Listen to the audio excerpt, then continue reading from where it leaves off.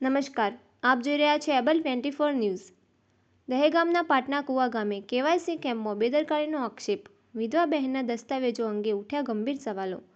પાટના કુવા ગામમાંથી તંત્રની કામગીરી સામે સવાલો ઊભો કરતો એક ચોંકાવનારો મામલો સામે આવે છે।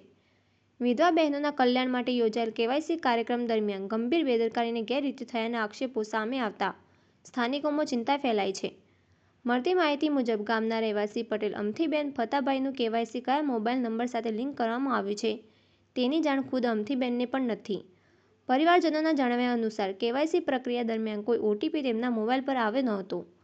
આ મુદ્દે અમથીબેનના ભત્રીજાએ સ્થળ પર હાજર મહિલા કર્મચારીની પૂછપરછ કરતા ઓટીપી અમારા કોઈ ફોન પર આવ્યો નથી તો કેવાયસી કયા નંબર પરથી પૂર્ણ થયું એવો સવાલ ઉઠાવ્યો હતો, પરંતુ સંતોષકારક જવાબ આપવાના બદલે કર્મચારી દ્વારા ઉગ્ર વર્તન કરવામાં આવ્યું હોવાનો આક્ષેપો છે। સ્થાનિક સૂત્રોના જણાવ્યા પ્રમાણે સવાલ પૂછનાર યુવકને ધમકાવવાનો પ્રયાસ કર્યો હતો, ઉપરાંત વિડીયો રેકોર્ડિંગ ન કરવા દબાણ પણ કરવામાં આવ્યું અને ફરિયાદ કરશો તો પરિણામ ભોગવવા પડશે તેવી પણ ચેતવણી આપવામાં આવી હોવાનું ચર્ચાઈ રહ્યું છે। આ સમગ્ર ઘટનાએ અનેક ગંભીર પ્રશ્નો ઊભા કર્યા છે, ખાસ કરીને વિધવા બહેનો જેવા સંવેદનશીલ વર્ગ સરકારી દસ્તાવેજો, ઓળખપત્રો અને મોબાઈલ નંબરની માહિતી સાથે બેદરકારી થઈ રહી છે કે કેમ તે મુદ્દે લોકોમાં ચિંતા વધી રહી છે। સ્થાનિક લોકોની માંગ છે કે સમગ્ર મામલે નિષ્પક્ષ અને ઊંડાણપૂર્વક તપાસ કરવામાં આવે। જો તપાસ થાય તો મોટા પાયે ગેરરીતિ અથવા કૌભાંડ બહાર આવવાની શક્યતા નકારી શકાય તેમ નથી।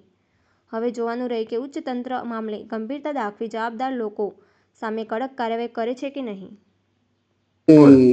પટેલ અમથીબેન ફતાભાઈ, ગામ પાટના કુવા। અમે રોમજી મંદિરમાં એવાસી કરાવવા ગયો તો વિધવા સહાયનું, તે ફોટો પાડીને કી તમારે થઈ ગયું, અમુક મારા ભત્રીજાનો નંબર મારે પેલું કરવાનો વસાલવાનો, તે કી તમારે થઈ ગયું।